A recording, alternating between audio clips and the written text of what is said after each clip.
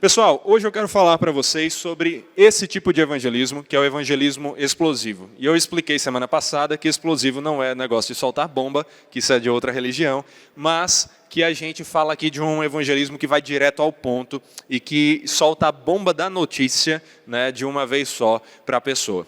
Por quê? Existem várias maneiras de você evangelizar. A coisa mais importante é você estar ciente de que você tem que evangelizar. Só fazer um parêntese. Hoje, para a alegria da nação IBRJ, eu mandei esses arquivos no grupo de avisos. Então, não precisa tirar fotos. Olha aí. É isso aí. Então, você tem no grupo de avisos esse arquivo e um outro arquivo que contém passagens bíblicas que eu recomendo você tentar memorizar sobre cada um dos principais pontos a respeito da história da redenção.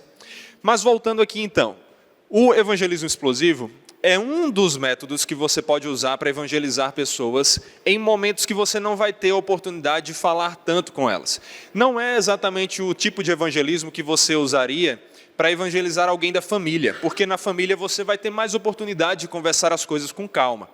Mas é o evangelismo que você vai usar se você parar alguém no shopping, na rua, conversar com alguém na fila de um mercado, na fila de um médico, e não menospreze essas oportunidades, não ache que é incrível, porque dá para fazer.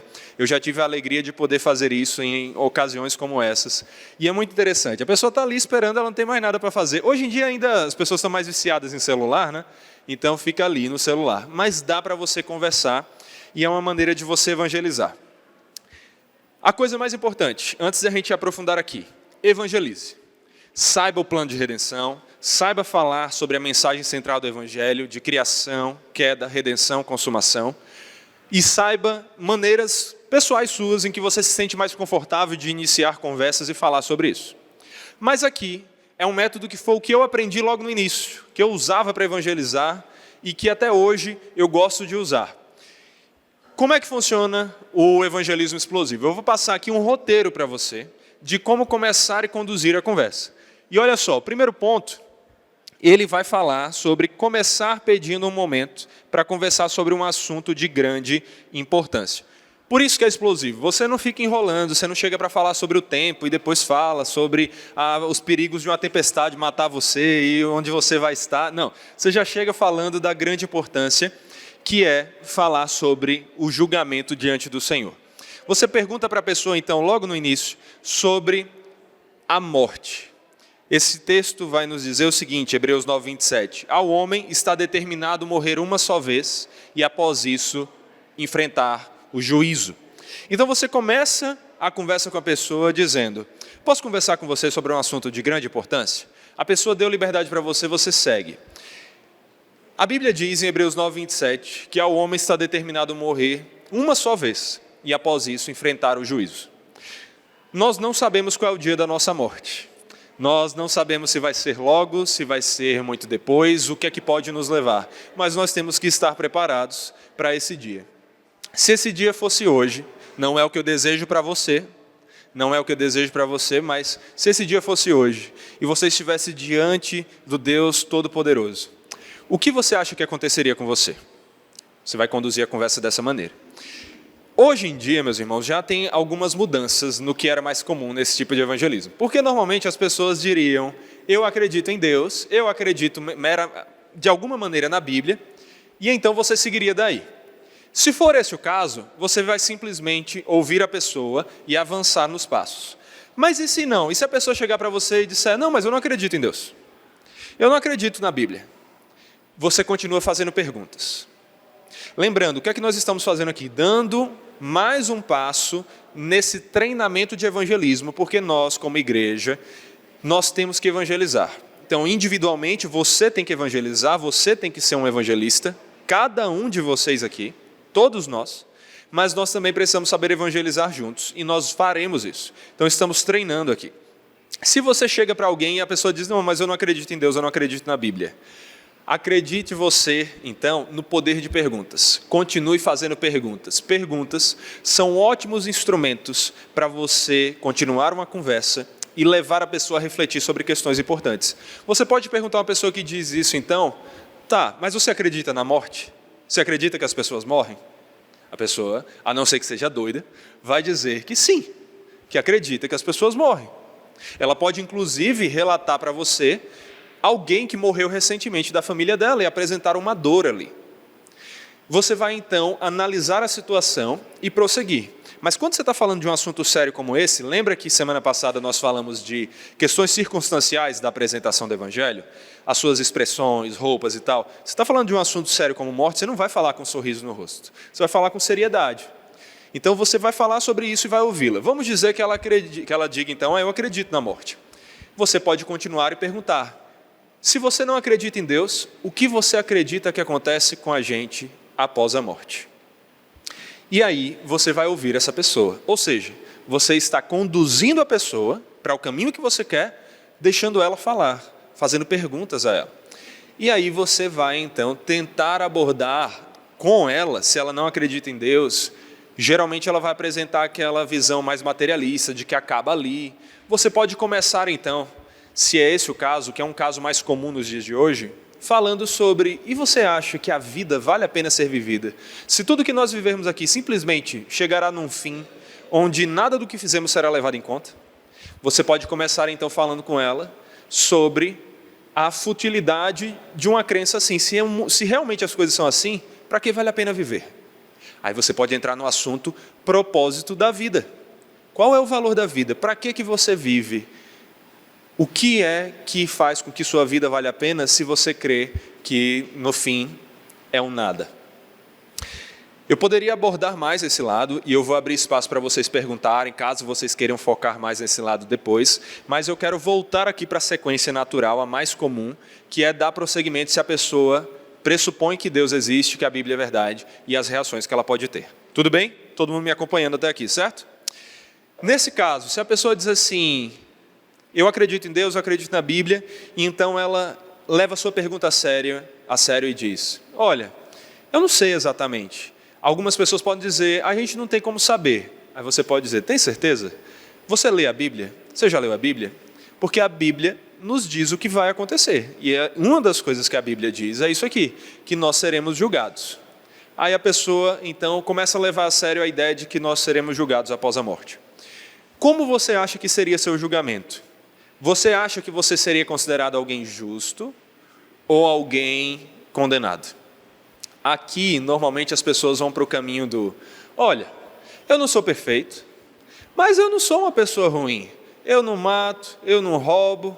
E eu sempre falo, tem até as pessoas que matam e roubam que vão se dizer como boas de alguma outra maneira. Mas elas vão tentar se justificar. Elas vão tentar justificar a si mesmas pelas obras e dizer que elas não são tão más.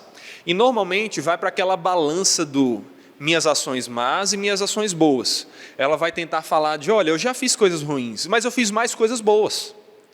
E então, você vai analisar e vai falar com ela sobre, diante de que moral ou de que lei Deus vai julgar. Normalmente as pessoas vão apelar para a lei dos homens, no sentido de, eu acho que ele vai analisar o que é uma pessoa boa. As pessoas me acham bons. E aí você vai dizer, então, se você acredita na Bíblia, o que a Bíblia diz é que nós não seremos julgados pelo padrão dos homens, nós seremos julgados pelo padrão de Deus. Você conhece o padrão de Deus? Você conhece os 10 mandamentos? Normalmente a pessoa vai dizer que sim, conhece os 10 mandamentos, mas o que ela está querendo dizer é que ela já ouviu falar dos 10 mandamentos, ela não sabe quais são os 10. Isso, infelizmente, é verdade para muitos de nós, e nós precisamos mudar isso e saber os 10 mandamentos. Ok, vamos avançar. Depois de você afirmar isso, você pode perguntar, você sabe dizer alguns dos mandamentos? Tenta conduzir a conversa a partir das palavras da pessoa. Ao invés de virar uma pregação, onde você simplesmente fala, tenta conduzir a conversa e fazer a pessoa refletir por si mesma. Para um evangelismo, para uma conversa assim, é muito mais eficiente, humanamente falando. Porque nós temos que lembrar, isso já foi dito. Quem é que vai converter e fazer com que isso aqui tenha resultados que nós queremos? Não são as nossas técnicas, não é o nosso método, é o Espírito Santo, não é? Mas nós, como instrumentos, vamos buscar estar o mais afiados possível para sermos usados da melhor maneira pelo nosso Senhor. Ok, a pessoa diz, eu conheço que tem que honrar pai e mãe. Aí você pode falar, você honra seu pai e sua mãe? Talvez ela diga, sim, eu honro. Mas você já desobedeceu eles? você vai tentar mostrar para elas agora qual é o seu objetivo, o que é que você está querendo aqui. A primeira coisa não é dizer Jesus te ama, nós já falamos sobre isso. A primeira coisa para você falar do Evangelho, que significa boas notícias, boas novas, é fazer a pessoa entender qual é a má notícia. Porque se a pessoa não entende que está doente com câncer terminal condenada, ela não vai conseguir valorizar a cura. Ela não vai conseguir valorizar a justificação. Então, a primeira coisa que você tem que fazer é tentar mostrar à pessoa como nós, pelos nossos próprios méritos, estamos condenados. É isso que você está tentando conseguir fazer através dessas perguntas iniciais. Mostrar que todos, diante do padrão de Deus, estamos condenados. Você vai então mostrar para ela que ela quebrou aquele mandamento. Faça isso com mais uns 2 ou 3. Não precisa fazer com todos os mandamentos. Por quê? Porque senão ficaria muito cansativo. Tem gente que quer fazer os 10. Eu não recomendo, porque pode ficar muito cansativo, ainda mais na sociedade acelerada que nós temos hoje. Mas você faz uns 2 ou 3 e então você vai apontar para Tiago 2,10. Por quê? Porque Tiago 2,10 vai mostrar que se você tenta guardar a lei e se torna culpado de quebrá-la em apenas um dos pontos, você já é culpado por todos. Porque para Deus não é tirar 7 para passar.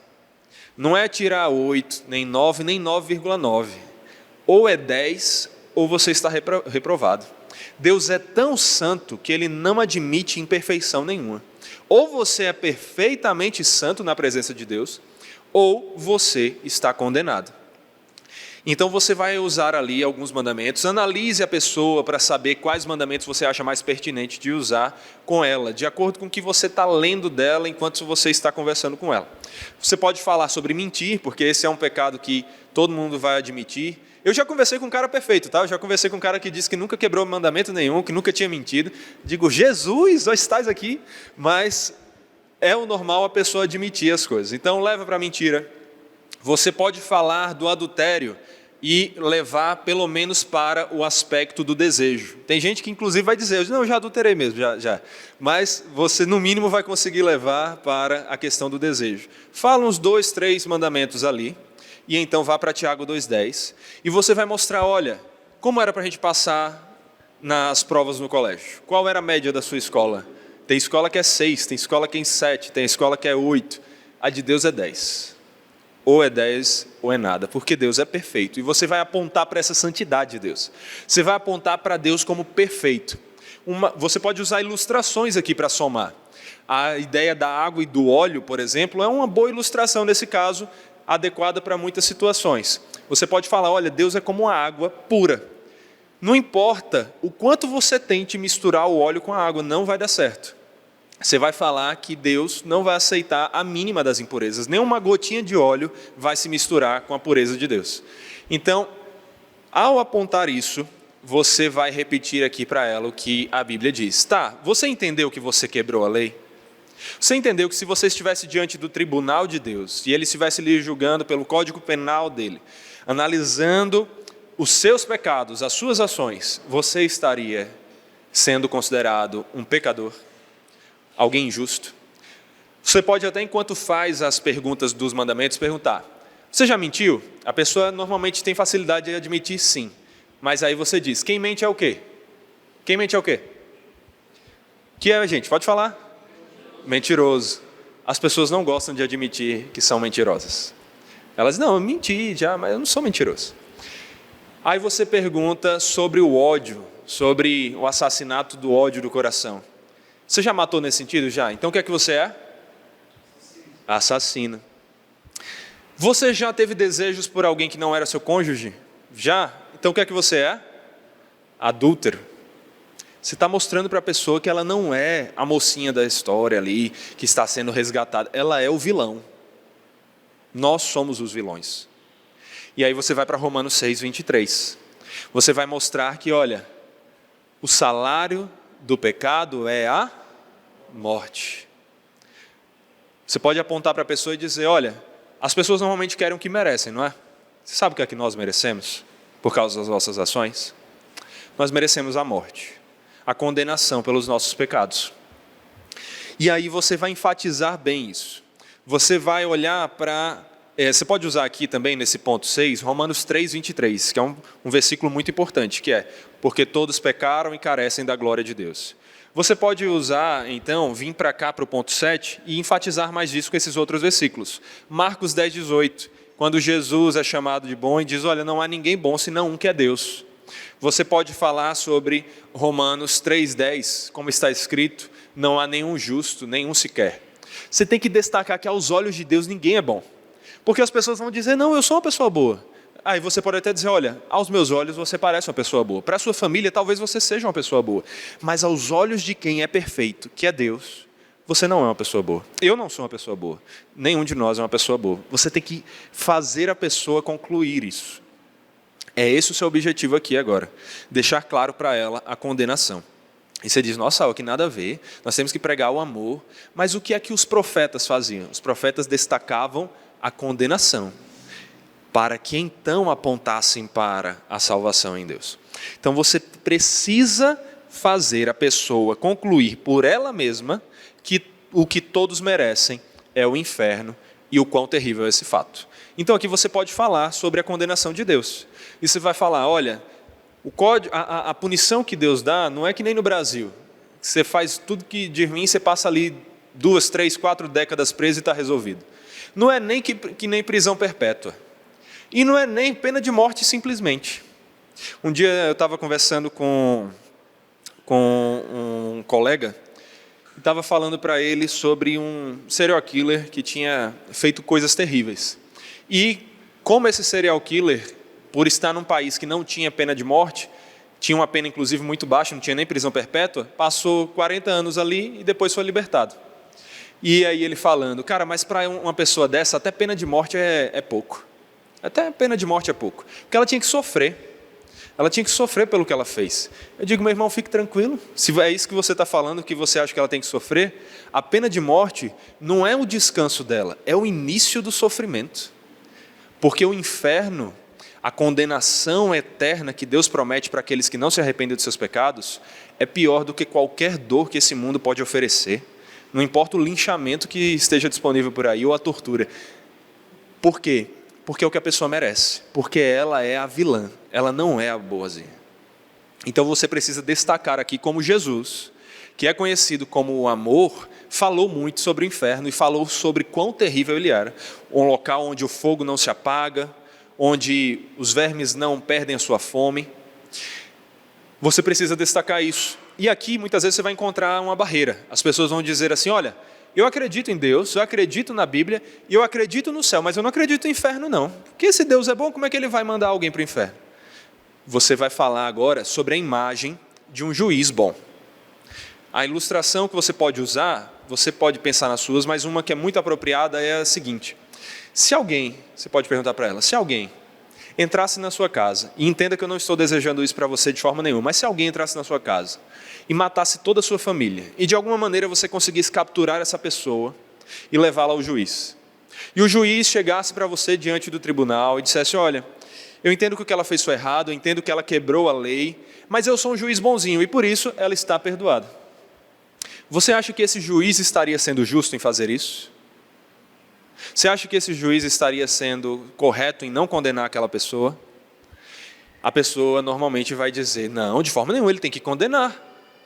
Pois então, você não é a vítima da história, você é o assassino. Você é o que merece ser condenado. E se um juiz terreno tem que ser justo para fazer isso, que dirá o justo juiz? A Bíblia diz que Deus julgará e julgará com justiça. E que apesar dele ser tardio em irar-se, isso é na 1:3, que é um dos versículos que está lá na lista do outro documento que eu passei para vocês memorizarem. Apesar de Deus ser tardio em irar, Ele é grande em poder e jamais inocente o culpado. Deus irá punir o culpado. Você precisa fazer a pessoa entender que o inferno é real. Fale o quanto Jesus falou do inferno, que Ele falou do inferno mais do que vários outros assuntos.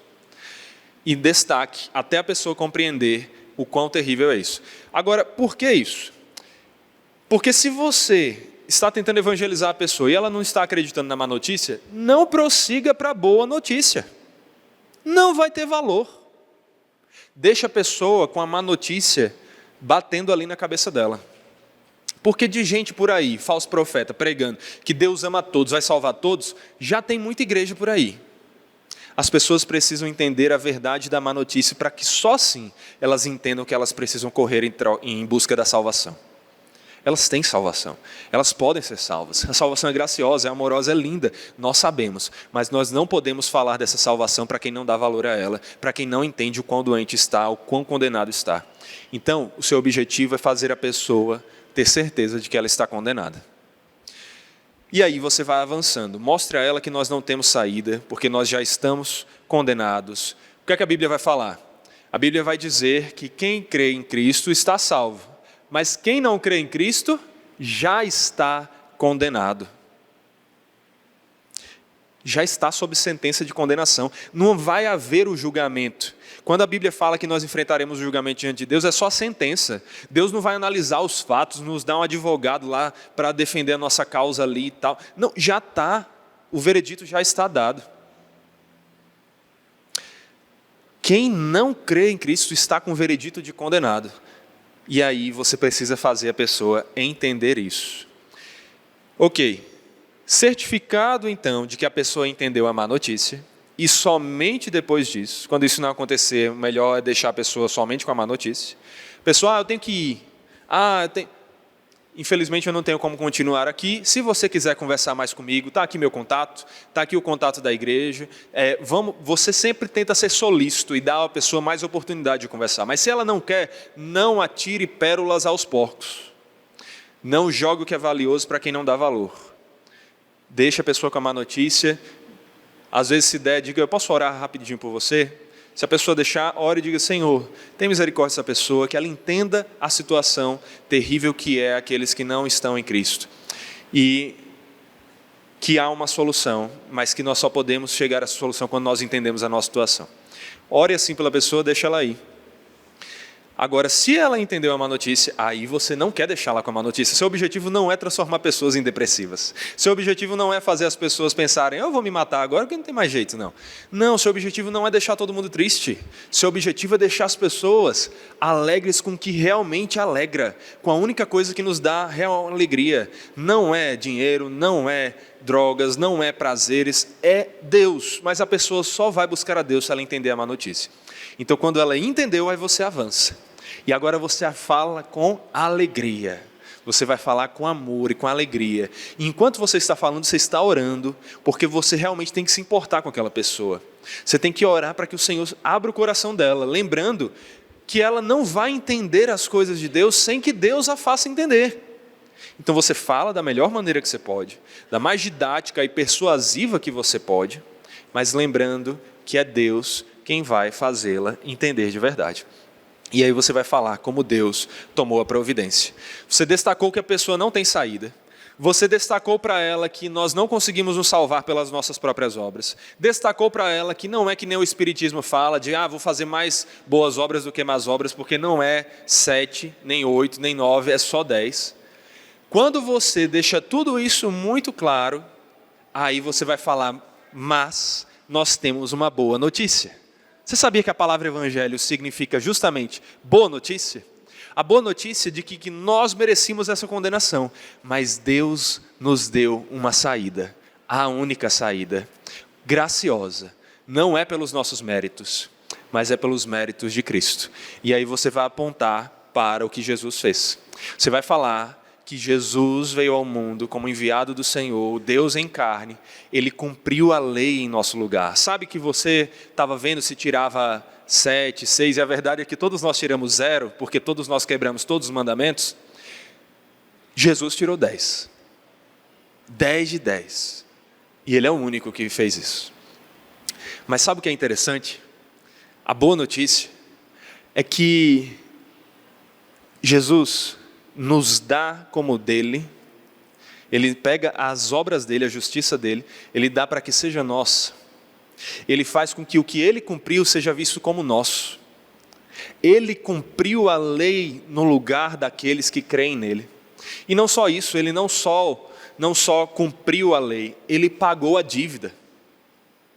Você vai falar aqui para a pessoa sobre como Jesus na cruz pagou os pecados daqueles que creem nele. E você vai deixar claro, Jesus não pagou os pecados de todos. Jesus pagou os pecados daqueles que creem nele e que o buscam arrependidos pelos seus pecados. E você vai falar que ele não só pagou a dívida, que era uma dívida impagável, mas você vai falar que ele ainda deu o saldo que nós precisamos para irmos até Deus, somente por ele, não pelo nosso mérito, mas pelos dele. E você vai apresentar mais então do Evangelho. O que é que nós então, se Deus tomou uma providência, se Deus enviou Cristo, se a salvação está disponível a todo aquele que invocar o nome do Senhor, se todo aquele que invocar o nome do Senhor será salvo, como essa pessoa pode invocar o nome do Senhor? Como é que essa pessoa pode ir até Deus? E aí você vai falar da fé verdadeira. E aqui você precisa enfatizar esse adjetivo verdadeiro. Porque fé, todo mundo fala que tem. As pessoas dizem, não, mas eu creio em Deus. Não, mas eu creio em Jesus. E você precisa falar que a fé verdadeira produz mudança. Que aquele que está em Cristo é nova criatura. As coisas antigas já passaram. Eles se fizeram novas. Alguém que crê em Cristo e continua vivendo como se não cresce, não crê de verdade. Eu gosto muito da ilustração que eu falei semana passada também, sobre a bomba. Imagina que tem uma bomba aqui, embaixo da gente, e ela está para explodir em 1 minuto. Se você disser para mim que acredita, mas continuar aqui conversando, isso não demonstra para mim que você acredita. Se você soubesse que tem essa bomba, você correria daqui e procuraria algo seguro, um lugar seguro. Então você pode enfatizar. Tem muita gente por aí que diz que crê em Jesus, que crê em Deus, mas vive debaixo da bomba, em cima da bomba, pronto para explodir. Porque não muda as ações, não foge da ira de Deus para os braços de Deus. Continua como inimigo de Deus, continua vivendo em seus pecados, sem arrependimento, sem buscar a Jesus em fé. E aí você vai falar, a fé verdadeira, ela nos salva, porque ela transforma a nossa vida nos levando para aquele que é o autor da vida. E aí você vai destacar que a salvação é pela graça. Não é porque eu não vou ser salvo, porque agora eu vou começar a ir para a igreja, ler a Bíblia e orar. Não é isso que salva. Você precisa destacar que tem muita gente que está na igreja que não tem a fé verdadeira, que não crê de verdade. Mas a fé verdadeira é uma fé que reconhece Jesus como Salvador, que vê a beleza do que Ele fez, que quer buscá-lo, que quer viver para Ele, e então, por causa disso, é transformado e passa agora, ainda que de maneira perfeita, a lutar contra o pecado e a buscar viver em santidade, de acordo com o Senhor. Então você vai falar sobre isso, e vai falar aqui, inclusive, sobre a importância da meditação na palavra, como a palavra é a que vai nos mostrar isso. Você precisa, numa época que ninguém lê a Bíblia, você precisa destacar para a pessoa, olha, se você verdadeiramente quer Jesus, não é levantar a mão ou dizer agora para mim que você aceita Jesus. Isso é coisa de igreja que não entende o Evangelho. Você precisa buscar um relacionamento com Ele. E aí você vai apontar para a meditação na palavra como uma maneira de ouvirmos o nosso Mestre. A importância de buscarmos ouvir a Bíblia, ler a Bíblia, porque é ali que nós vamos ouvir as palavras de salvação e saber como nós podemos viver para a glória do Senhor.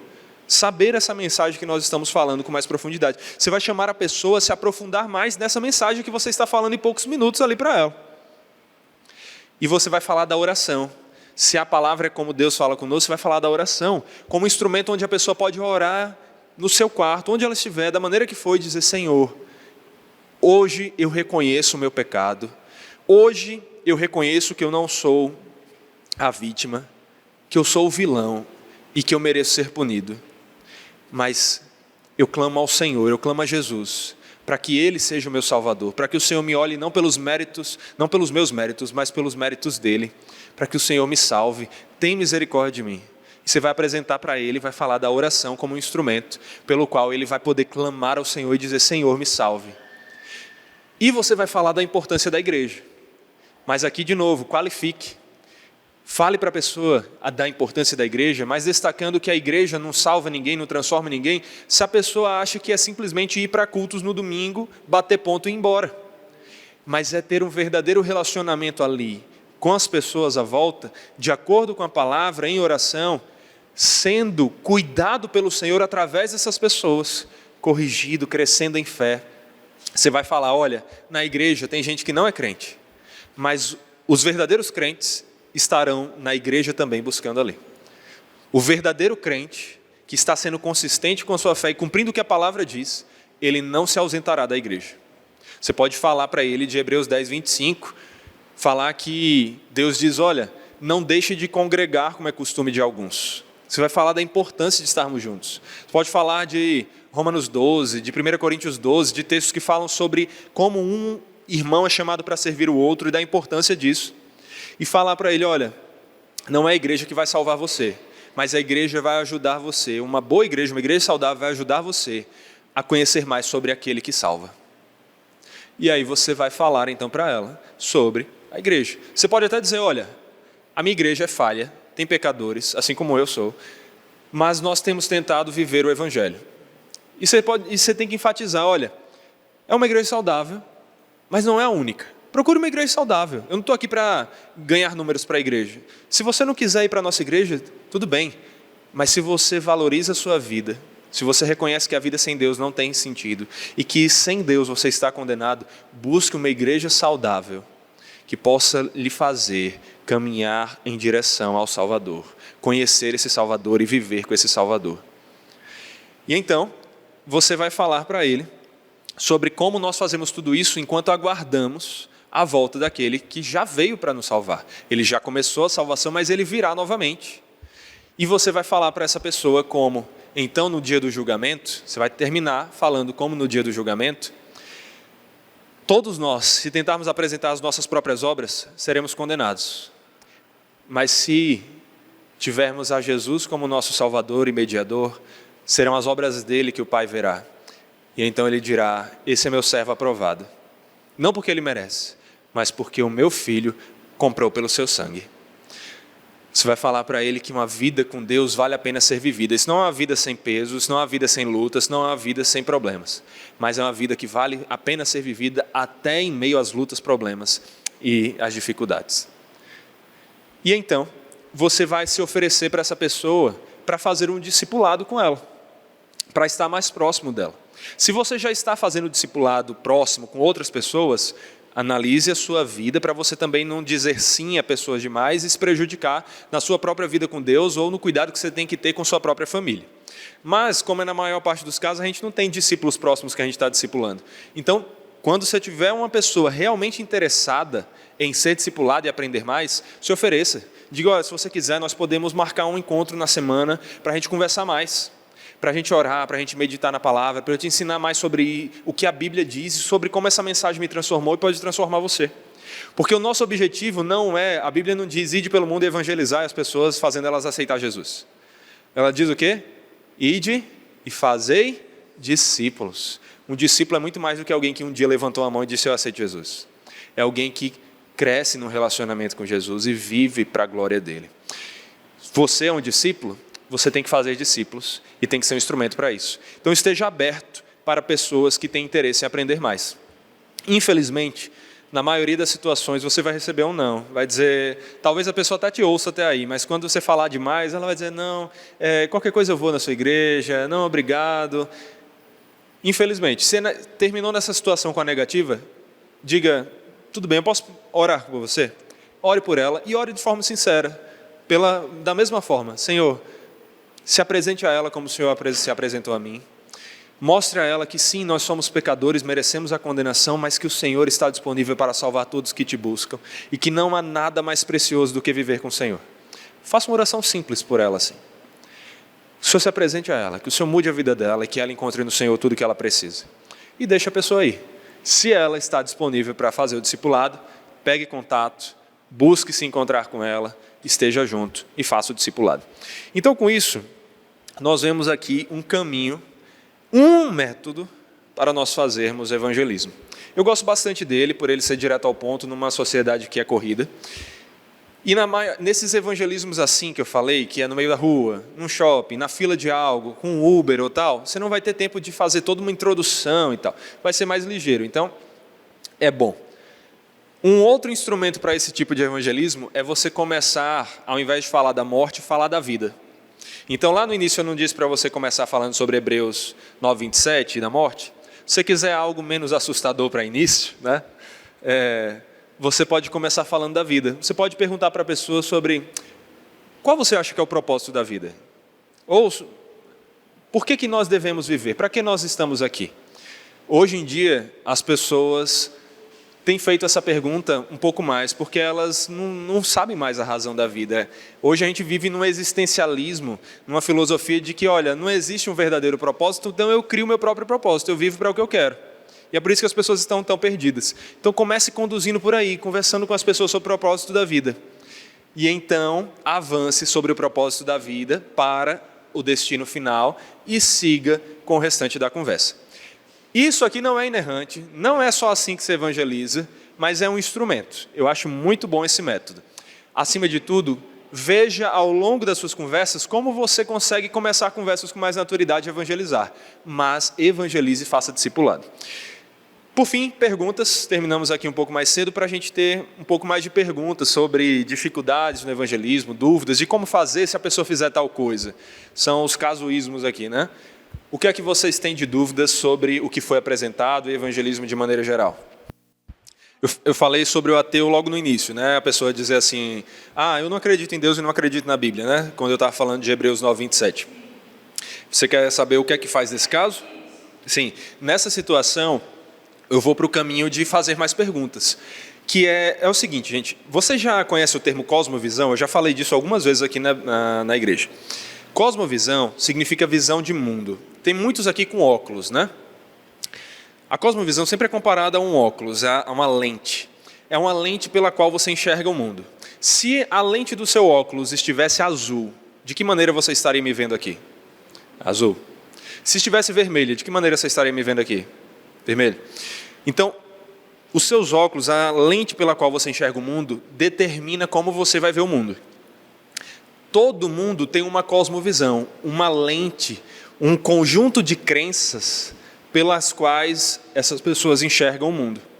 As pessoas que não acreditam em Deus vão ter uma cosmovisão, cristãos vão ter outro, pessoas de outras religiões, muçulmanas, espíritas e por aí vai, vão ter suas próprias visões de mundo. É muito útil nós conversarmos com essas pessoas, fazendo perguntas e deixando elas apresentarem como elas enxergam o mundo, como elas respondem às questões mais difíceis da vida que todos nós nos fazemos. Quem nós somos? Para que nós estamos aqui? O que vai acontecer conosco após a morte? Para que nós fomos criados? Existe algo além do que nós vemos? Então você pode fazer perguntas assim e deixar a pessoa se explicar. Sabe por quê? O seu objetivo é fazer a pessoa reconhecer que a visão de mundo dela não é verdadeira e não responde adequadamente às maiores dúvidas que nós temos. Só que você não quer fazer isso, a gente também compara a cosmovisão a alguém estando num banquinho ali, né?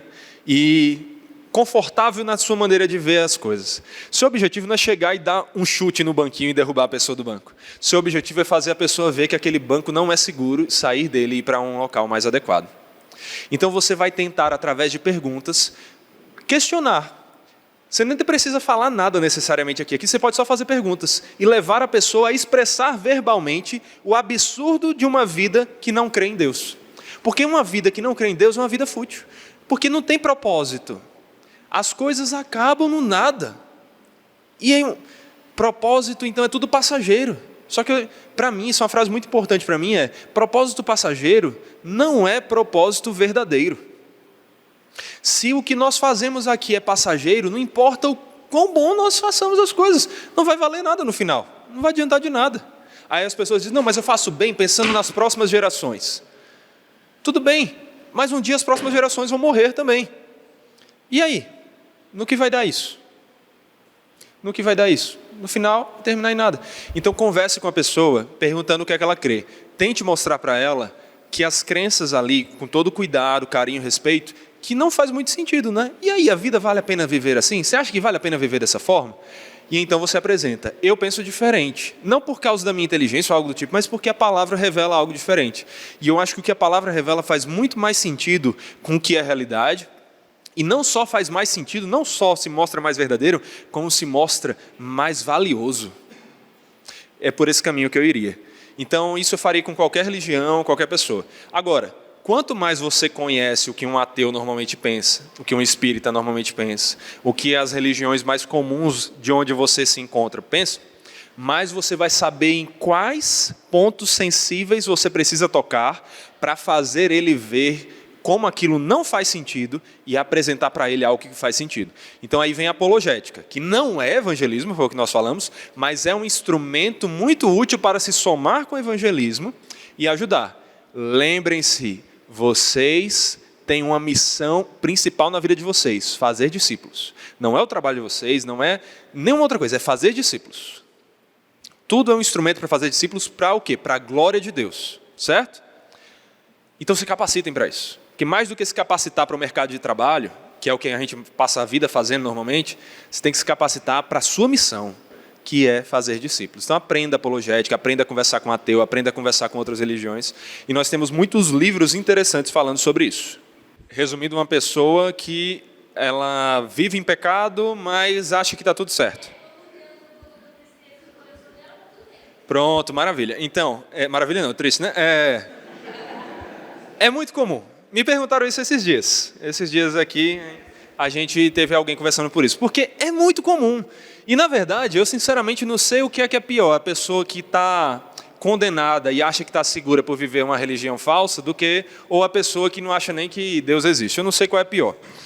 Mas eu tendo a achar que a pessoa achar que está segura sem estar é pior. Como é que eu consigo conduzir essas conversas? Na minha família, por exemplo, tem muita gente que se acha salva porque vai à igreja religiosa, mas não tem uma vida transformada. Perguntas de novo. Eu começo a conversar com a pessoa, começo a conversar com ela sobre como é a vida dela. Aí eu tento sondar, se eu sei pecados específicos, eu tento levar para a conversa para falar sobre aqueles pecados e dizer: você acha que alguém que conheceu a Jesus deveria viver assim? E você começa a questionar com carinho. Não é aquela questionando, você acha que alguém que vive com Jesus ia viver assim? Né? É questionar com cuidado, com amor. E aí você vai perguntar para ela: você crê na Bíblia? Se a pessoa diz que sim, que normalmente as religiosas ali vão dizer que crê em alguma coisa. Né? No caso de vocês, envolve a CCB e tal, eu sei que crê, mas não dá muito valor. Então vamos falar de profecias. Você já viu alguma profecia dizendo sobre... Tente usar, isso é um ponto importante, use a linguagem da pessoa, se comunique na linguagem dela. E, de novo, isso não significa, como falamos semana passada, se o cara fala um bocado de palavrão ou gíria, você também usar isso. Mas usar coisas que ela vai entender. Você tem que se conectar com a realidade dela. E aí, seja a pessoa irada, a pessoa que você vê, por exemplo, eu tenho gente na minha família e se diz crente, não pode ver uma mulher bonita passando que, ó, os olhos já vão atrás. Aí eu digo, você acha que é adequado isso? Esses dias eu estava na loja da TIM, fazendo um plano de internet lá, e aí o cara da loja entra assim dizendo: meu irmão, aquela mulherzinha ali é bonita, hein? Não sei o quê. E aí o cara da loja fez: meu irmão, mas você é casado? Aí eu, eita, eu vou pegar o gancho agora. Aí eu deixei eles falar, aí eles falaram assim: não tem problema olhar. Aí eu comecei a conversar com ele, eu fiz: o problema é que muitas vezes é olhando que a gente fica com o desejo de fazer mais. E é olhando que a gente acaba em coisas piores. Eu comecei a conversar com ele. Então, você vai olhando os ganchos e vai fazendo. No caso de pessoas assim, você vai tentar mostrar as inconsistências dela e tentar mostrar que a palavra diz que quem vive com Cristo, ainda que seja um pecador, é um pecador que mostra mudança e que busca viver de acordo com a vontade de Deus. E aí você vai seguir com a conversa. Isso vai servir para 1001 incongruências.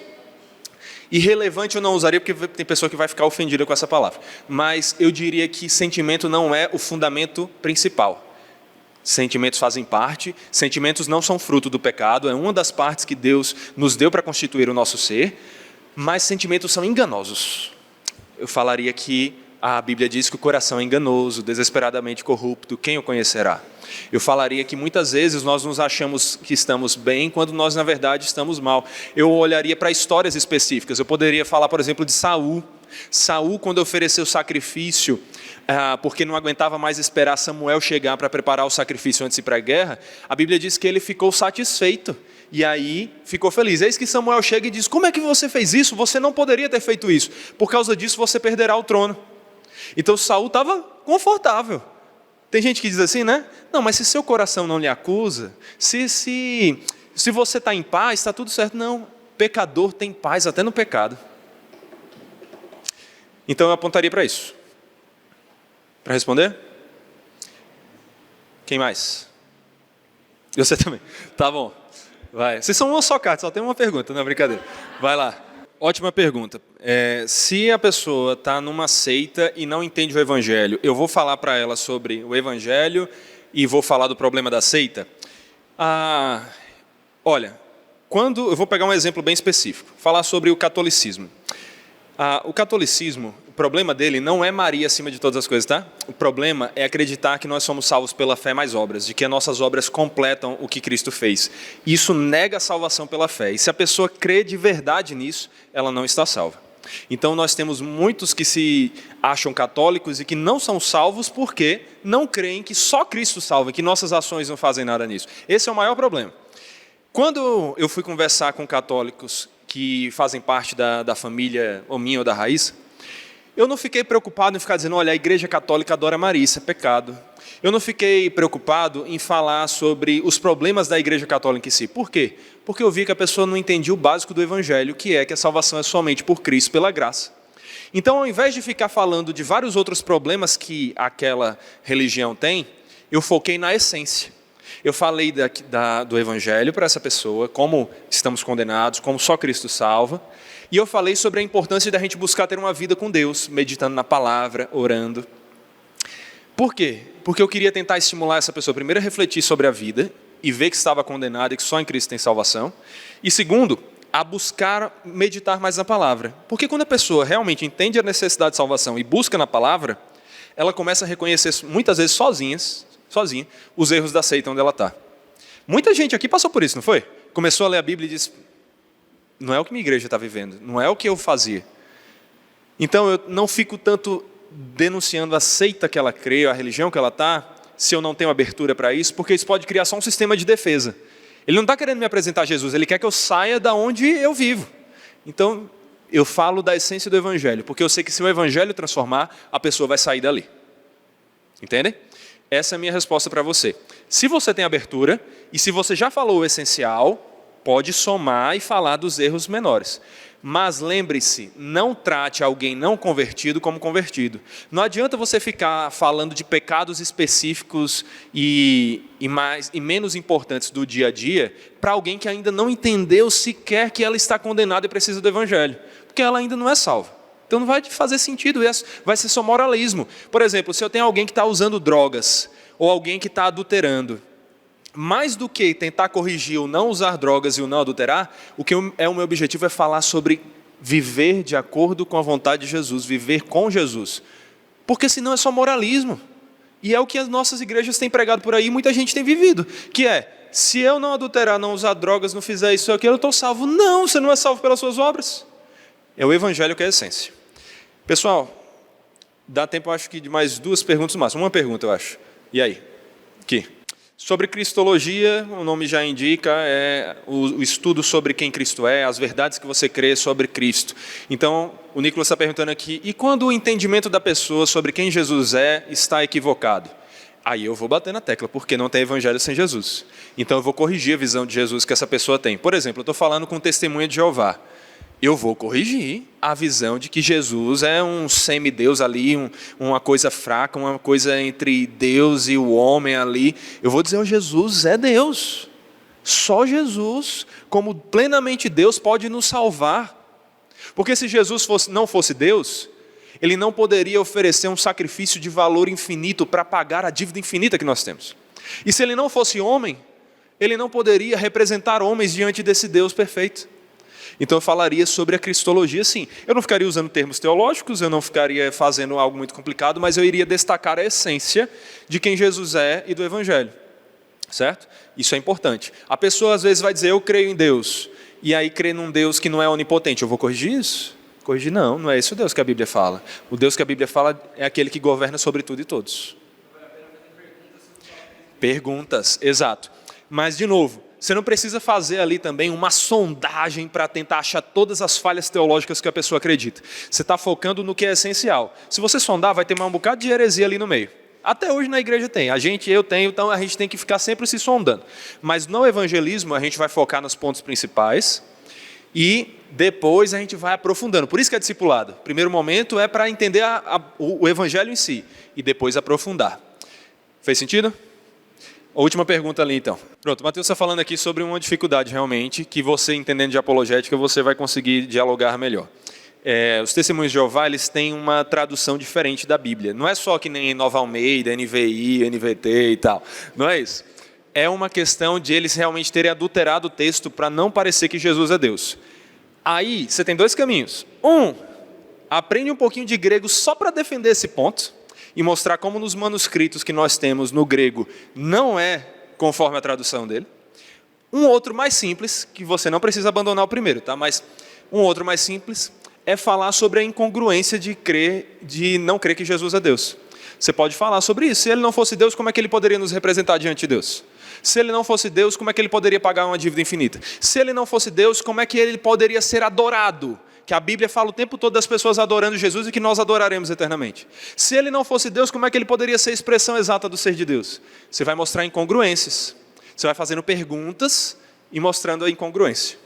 Mas viram aí um exemplo muito bom de como a apologética é importante. Porque a pessoa já conhece o que é que o testemunho de Jeová crê, ela já se prepara para as principais respostas que ela tem que dar. É isso. Quem tiver mais perguntas, por favor, venha me perguntar, vou ter alegria em responder aqui. E vamos agora orar para a gente terminar, tá bom? Santo Deus, Deus poderoso, a razão de vivermos não é nenhuma outra senão a glória do Teu nome. Que nós vivamos para a glória do Teu nome e que nessa glória nós encontremos a satisfação, a nossa satisfação. Só seremos felizes, Pai, quando nós colocarmos o nosso coração em Ti e vivermos para o Senhor buscando a Tua glória. É para isso que nós fomos criados e só assim seremos satisfeitos, fazendo aquilo para o qual nós fomos criados. Pregar o Teu Evangelho para que outros Te glorifiquem é um instrumento para o objetivo principal, que é a Tua glória. É a nossa missão principal aqui na terra, porque no céu nós não poderemos evangelizar. Aqui nós podemos e devemos. Que o Senhor nos capacite. Que ninguém ouça o que foi dito aqui e diga, é muito difícil, não farei. Que ninguém ouça o que foi dito aqui e diga, não sei se eu consigo. Que todos nós busquemos nos capacitar da melhor maneira possível, Pai.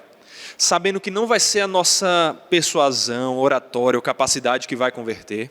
É o Teu Espírito, mas que o Senhor nos usa como instrumentos. Que Paulo se capacitou para ser um instrumento nas Tuas mãos. Apolo se capacitou para ser um instrumento nas Tuas mãos. A Tua palavra nos manda saber responder à razão da esperança que há em nós. Com amor, com mansidão, que o Senhor nos capacite para fazer isso. E que o Senhor nos use. Não nos deixe viver focados em construir um céu na terra aqui, Pai, com a nossa vida aqui. Não nos deixe focados em nos capacitar para a nossa carreira, enquanto nos esquecemos da missão para a qual estamos aqui.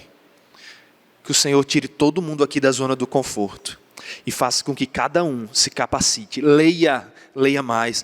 Não sei ler, leia, ore, busque, vive em comunhão, para que o Senhor nos fortaleça e nos use. Que nós como igreja, Pai, consigamos nos reunir logo, para fazermos um evangelismo juntos, mas que nós como indivíduos não esperemos um evento da igreja para evangelizar, mas onde estivermos, preguemos o Teu Evangelho, testemunhemos o Teu Evangelho. Que o Senhor nos use e nos capacite para a Tua glória. E que o Senhor nos dê uma ótima semana na Tua presença, falando e vivendo desse Teu Evangelho. É o que nós Te pedimos e agradecemos em nome de Jesus. Amém. Deus abençoe todos vocês, meus irmãos.